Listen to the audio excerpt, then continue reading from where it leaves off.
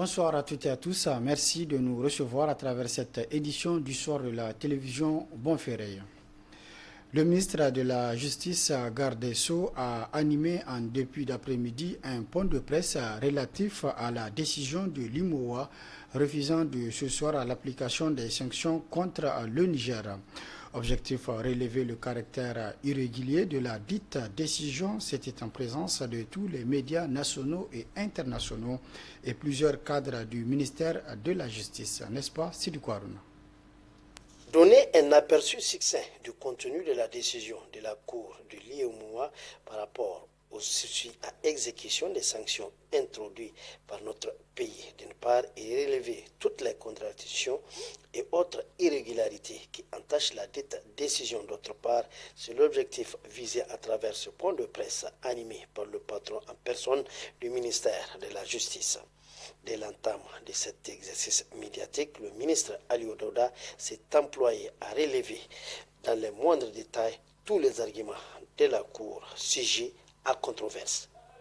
Le représentant de l'Union monétaire ouest-africaine a cru devoir utile de mettre en exerce la convention, de leur mettre en pensée, des commanditaires de cette décision. Et voilà, c'est ressorti, c'est le président de la Cour qui l'a ressorti dans la décision qu'il a rendue à la page 7, au 3e ou 2e paragraphe. Et il a essayé, lui, de donner une réponse qui va en contradiction avec ce qui a été développé. Il dit que sur le 2e point, elle soutient que l'illégalité prétendue, que lui c'est lui qui pense, lui il dit que nous, l'illégalité prétendue n'est pas fondée au motif que... D'abord, nous avons dit que c'est illégal. Le dernier a parlé à l'IMOA, dit que nous, notre illégalité que nous avons relevée n'est qu'une imagination de notre esprit. Et il apporte des arguments sur les fondements desquels il conteste notre argumentaire. Le principe de contradictoire voudra que lorsque la partie défenderesse qui a eu accès à notre mémoire, qui s'est vu accorder un délai pour faire ses observations et avec une prorogation, le minimum, c'est de nous permettre de voir ce qu'elle a écrit pour que nous aussi, nous répondions. Ce qui n'a pas été le cas. Des incohérences vis-à-vis du droit communautaire et des contradictions flagrantes qui ont conduit le ministre lui-même à se forger ses propres opinions. Dès lors qu'on a notifié à la conférence des chefs d'État, notre recours, ils doivent suspendre les mesures jusqu'à ce que la Cour décide. Ce qui n'a pas été le cas. Pire, même le Mali qui a gagné sa décision, la conférence des chefs d'État n'a pas obtempéré. C'est-à-dire, on crée des juridictions auxquelles on donne des injonctions et auxquelles on ne croit pas. Puisque si on est légaliste, si vraiment on voulait être dans la loi, le Mali qui avait gagné sa décision, il devrait suspendre les mesures, ceux qui ne l'ont pas fait. Alors, quelle est la légalité de ces institutions? Quel est le processus de leur décision? Est-ce qu'ils sont là pour le respect du droit ou le respect de velléité des chefs d'État? Cette première manche devant les instances judiciaires de l'IOMOA va-t-elle compromettre les chances du Niger devant la Cour de la CEDEAO, où là encore le Niger envisage un autre recours pour la levée des sanctions? Réponse dans les prochains jours. Au front social, la Fédération Niger Unie a rendu publique ce matin une déclaration de presse au niveau du siège de l'AFN. Cette déclaration est relative à la situation sociopolitique et économique du pays. D'autres précisions dans ce compte rendu. La coalition des organisations de la société civile nigérienne regroupée au sein de la Fédération Niger Unie par cette sortie médiatique en urgence dénonce et rejette en bloc la décision du LIMOA sur le Niger et avance ses arguments. Nigérienne, notamment le problème des chertés de la vie.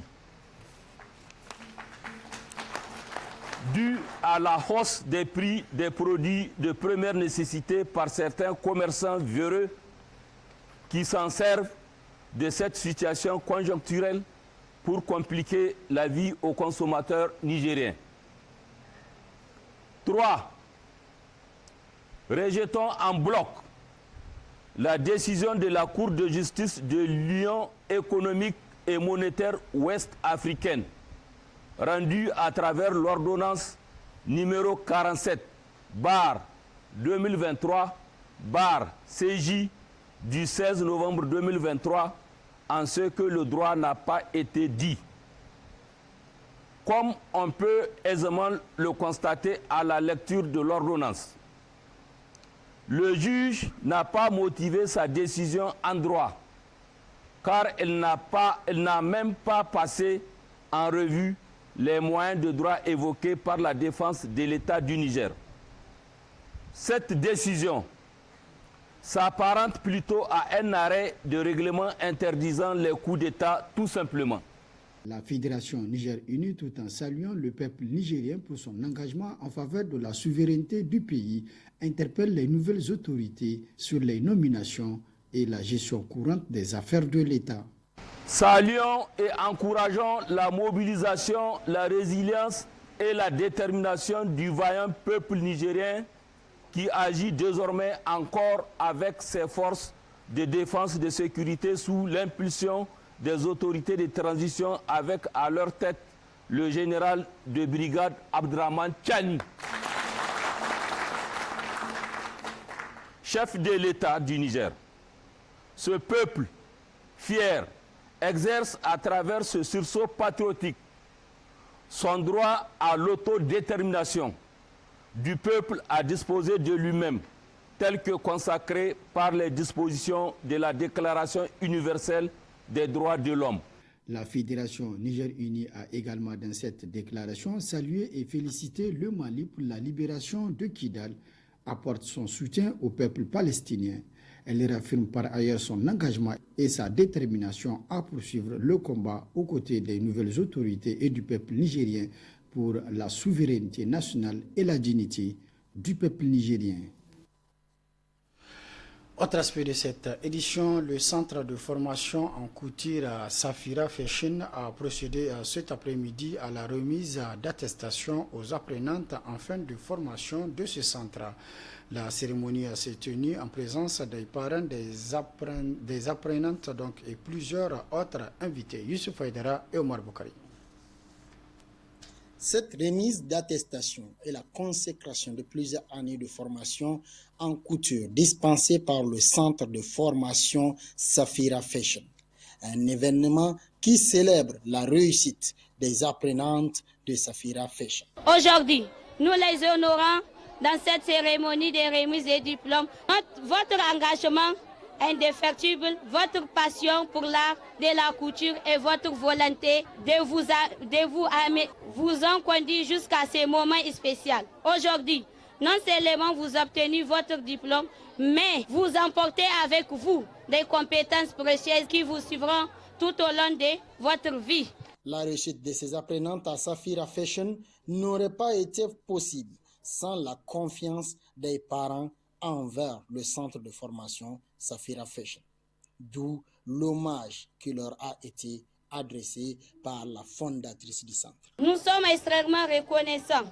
Nous sommes également honorés d'accueillir nos invités d'honneur, les autorités locales. Votre présence ici témoignera de votre reconnaissance envers l'éducation, l'artisanat et l'importance du développement, les talents de notre communauté. Votre soutien continue essentiel pour garantir que de telles formations puissent se poursuivre et prospèrent afin que davantage de jeunes et d'adultes puissent explorer leur passion pour la couture et poursuivre une carrière dans ce domaine. Après cette allocution de la fondatrice de Safira Fashion, les apprenantes en fin de formation ont reçu chacune à tour de rôle son parchemin, officialisant ainsi la fin de leur formation. Un événement riche en émotions, tant du côté des parents, mais également des apprenantes. Canal Plus Niger continue sa tournée à l'intérieur du pays. Le directeur général et son équipe se sont rendus au village d'enfants SOS de Tawa où ils ont offert un don d'une télévision aux enfants afin de leur permettre de suivre son programme Orphée, l'un des programmes solidaires destinés aux enfants et axés sur plusieurs objectifs. Le point avec Oussena Assoumi. Parrainer un enfant est un don qui change des vies. C'est pourquoi le comité de gestion de Canal+, dans sa tournée à l'intérieur du pays, après Zander et Maradi, où il a lancé le programme Canal+ Impact, un mois, une cause, a porté son choix sur la région de Tawa, particulièrement au village d'enfants SOS, pour lancer cette fois-ci le programme Orphée. Orphée, c'est un ensemble d'initiatives dédiées à la petite enfance, avec pour objectif de donner accès à l'éducation et au divertissement à tous les enfants fragilisés.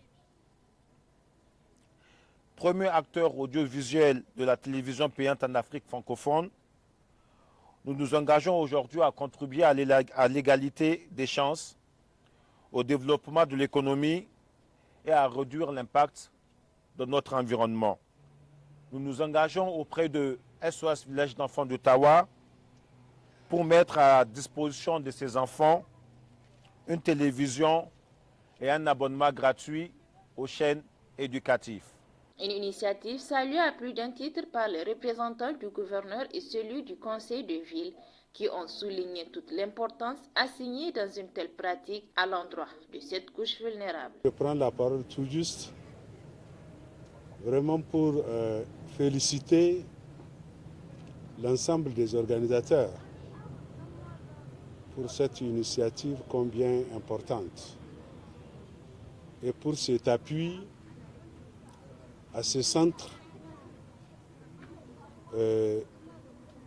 combien important quand on regarde ces enfants, tout celui qui peut apporter une assistance, une aide, un accompagnement, je pense que vous êtes à féliciter. Pour leur permettre un meilleur épanouissement et leur permettre aussi un contact positif avec la télévision, notamment Canal+, dont vous êtes responsable. Donc au nom du président du conseil de ville empêché, donc nous tenons à vous remercier infiniment et espérons que les pareilles activités puissent se continuer, qu'elles puissent se répéter pour nos enfants, parce que comme on le dit, l'enfant est pour tout le monde. À travers cette tournée, Canal+ s'est fixé comme objectif de célébrer les fêtes de fin d'année avec leurs partenaires, clients et équipes et surtout être à l'écoute de leurs préoccupations pour mieux faire face au contexte actuel du. Place à présent à la rediffusion de votre rubrique L'un des journaux, c'est avec Moustapha Abdraman Zangouma et Samira Alimega. Très bonne réception. Au revoir.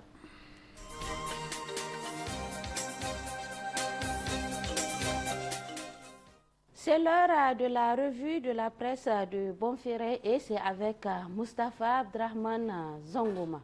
Bonsoir Moustapha. Bonsoir Samira.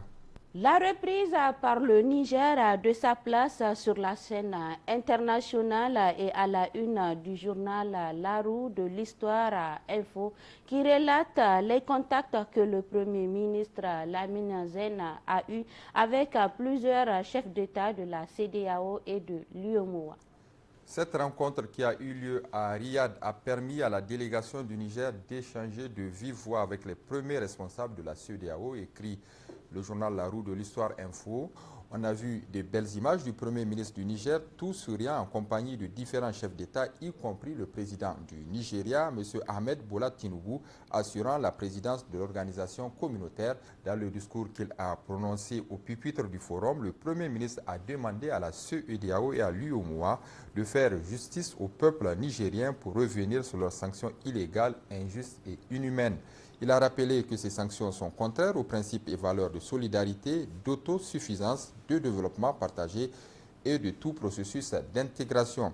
En revanche, il a exprimé toute la reconnaissance du peuple du Niger, au Mali, au Burkina Faso et au Togo, qui ont facilité l'approvisionnement du pays via leurs corridors, sans oublier le Tchad, qui a contribué à faire échec aux velléités d'agression militaire de la CEDEAO contre le Niger. Le Premier ministre Mohamed Ali Lamine Zen a loué la qualité de la coopération bilatérale entre la République du Niger et celle d'Arabie Saoudite, vieille de plusieurs décennies. C'était l'occasion pour lui également de rappeler les partenaires saoudiens et ceux des autres pays de venir profiter de toutes les potentialités dont regorge notre pays dans le cadre d'un partenariat gagnant-gagnant. En dehors de ce sommet, le Niger continue de recevoir beaucoup de délégations étrangères qui échangent avec les autorités du CNSP pour leur confirmer leur disponibilité à entretenir des rapports courtois et solides dans le respect mutuel et la souveraineté de notre pays et de prospecter des possibilités d'engager un partenariat durable.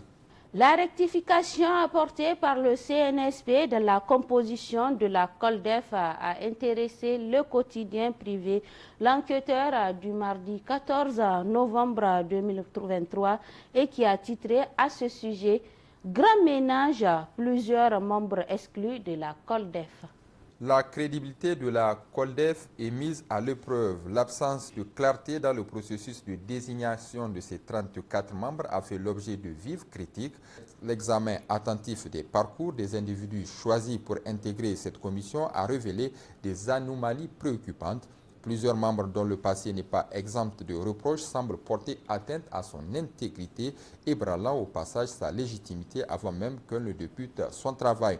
Face à ces accusations et conscient de leur impact négatif, le CNSP a pris l'initiative de restructurer la COLDEF, écartant des éléments controversés pour redorer son blason. Des figures telles que Chalaré, un huissier épinglé par la justice, Issoufou Kado, ex-comptable de l'ambassade du Niger au Caire, en Égypte, dont le nom a été mentionné dans un rapport de l'Inspection générale des finances, IGF, ainsi qu'un receveur des impôts impliqué dans une affaire de détournement à la Direction générale des impôts ont été retirés de la liste des membres de la COLDEF. Cette action soulève des questions cruciales. Selon le confrère, aurait-il d'autres membres susceptibles d'être évincés?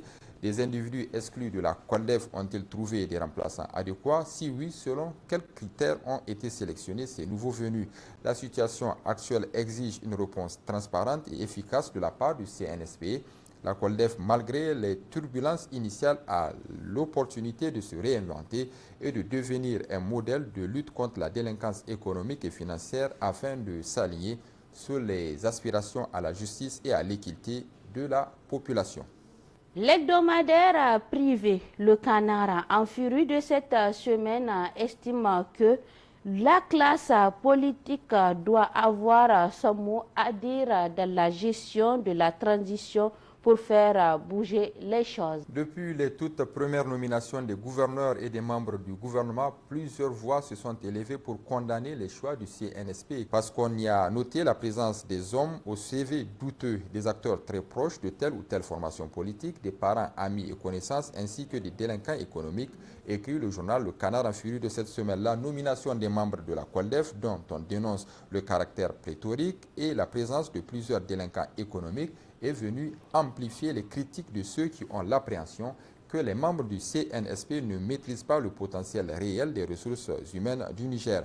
Le confrère suggère au CNSP de solliciter les acteurs politiques puisque parmi eux, il y a bien des acteurs honnêtes, sérieux et reconnus, compétents dans leur domaine d'activité. Ce sont certes des politiciens, mais ce sont quand même des Nigériens qui ont fait preuve de probité et de compétence au cours de leur parcours partout où ils sont passés.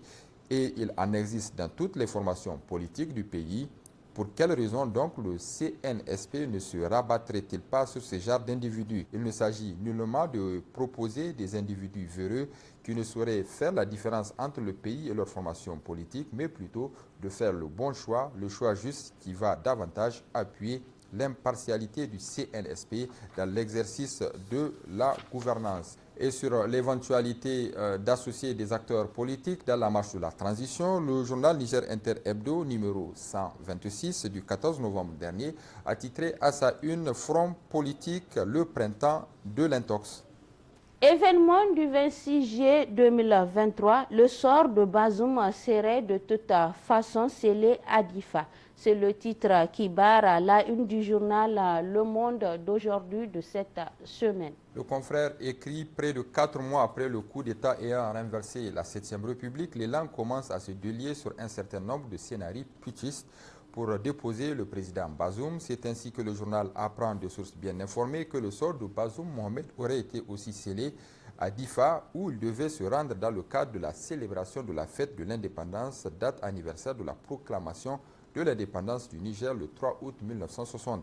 Les sources du journal indiquent qu'un groupe d'officiers supérieurs des forces armées nigériennes, FAN, dont il a préféré taire les noms dans l'article, aurait planifié l'arrestation du président Bazoum lors de la cérémonie de plantation d'arbres prévue dans la capitale du Manga. Les putschistes en question auraient voulu profiter de l'absence en grand nombre des éléments de la garde présidentielle et de la grosse armada de celle-ci pour opérer. Malheureusement pour ce groupe de putschistes, il y en avait un autre qui en voulait plus que dans cette aventure. Il s'agissait en l'occurrence du chef du corps de la garde présidentielle, le général de brigade Abdurrahman Chani.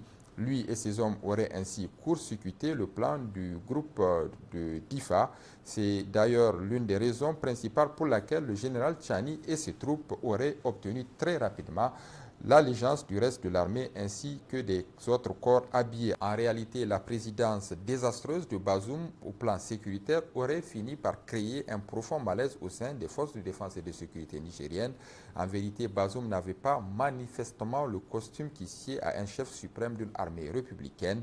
Voilà comment le sort de Bazoum aurait été scellé par l'armée qui en aurait eu assez de son attitude peu responsable de la part d'un personnage censé en être le guide suprême. En tout état de cause, Bazoum n'aurait eu qu'une petite semaine de sursis car à Difa, son compte aurait été également réglé. Et puis, Samira, cette semaine, les journaux ont également parlé de la commémoration de l'anniversaire du décès de Seyni Kounché. Plusieurs journaux ont consacré leur une à cet effet, à l'exemple du journal L'Éclosion numéro 254 du 14 novembre 2023 qui a titré « Plusieurs camarades de Tchani sont des descendants des militaires du 15 avril 1974, avènement du CNSP au pouvoir, une renaissance du CMS de Seyni Kounché ». Le journal pose l'interrogation. Mustafa Abdrahman Zongoma, merci. Merci Samira Ali Maïga. C'est également la fin de votre édition d'information sur la télévision Bonferré. Merci pour votre fidélité. Prochain rendez-vous de la rédaction, c'est demain, Inch'Allah. Merci et au revoir.